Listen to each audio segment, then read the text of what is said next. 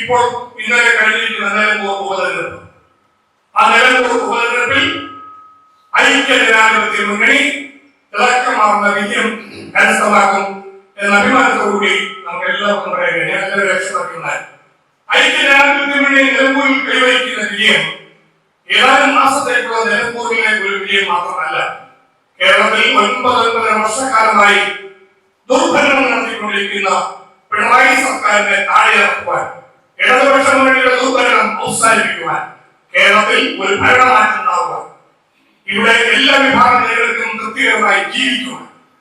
മലയോര കർഷകർക്കും മുഴുവൻ കൃഷിക്കാർക്കും സംരക്ഷണം കിട്ടുക, ഇവിടെ സ്ത്രീ സുരക്ഷ ഉറപ്പുവരുത്തുന്ന അധികാരത്തിൽ വന്ന് സ്ത്രീ സമൂഹത്തെ മുഴുവൻ അപമാനിച്ച പിണറായി സർക്കാരിന് മറുപടി കൊടുത്താൽ, യുവാക്കൾക്ക് തൊഴിൽ കൊടുക്കാൻ കഴിയാതെ തൊഴിലില്ലായ്മയുടെ രൂക്ഷത മൂലം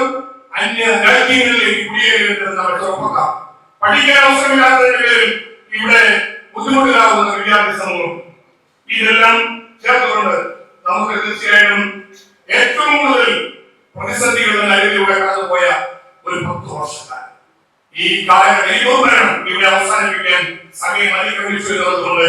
കേരളത്തിലെ ഇടതുപക്ഷ ദുർഭരണം അവസാനിപ്പിക്കാനും പിണറായി സർക്കാരിനെ താഴെയിറക്കാനും വേണ്ടിയുള്ള ചൂണ്ടുവരയായിരിക്കും നിലമ്പൂരിലെ തെരഞ്ഞെടുപ്പ് വിജയം എന്ന അഭിമാനത്തോടുകൂടി നമുക്ക് മുന്നോട്ട് പോകാൻ കഴിയും.